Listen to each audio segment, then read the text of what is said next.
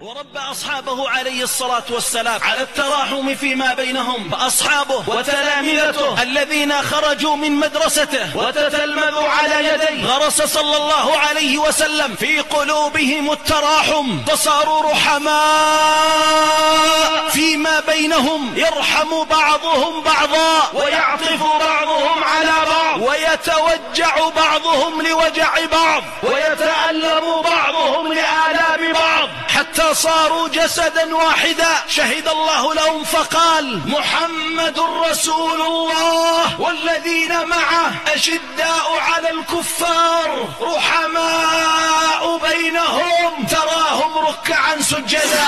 ينبغي أن نصير كالجسد الواحد، وأن ينظر بعضنا إلى بعض، وأن نتفقد أحوال الفقراء، أحوال الأرامل، أحوال المساكين الذين لا يجدون طعاما ولا شرابا ولا غذاء ولا دواء ولا كساء ولا مأوى، أن نتفقد هؤلاء وأن نبحث عن هؤلاء وأن نواسي هؤلاء وأن نغيث هؤلاء وأن ننظر إلى أحوال هؤلاء. فمن فرج عن مسلم كربة من كرب الدنيا فرج الله عنه كربة من كرب الآخرة، ومن يسر على معسر يسر الله عليه في الدنيا والآخرة، يسر الله عليه في الدنيا والآخرة. والله في عون العبد ما كان العبد في عون أخيه.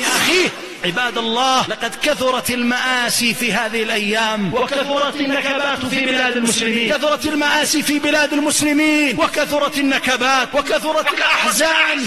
وإخواننا في غزة يئنون، وإخواننا في السودان يتوجعون. كثرت الحروب، وكثرت الصراعات، فكثر الفقراء، وكثر الجوعاء، وكثر الأرامل والنازحين والمهجرين والأيتام. الله في النظر إلى أحوال هؤلاء وتفقد أحوال هؤلاء.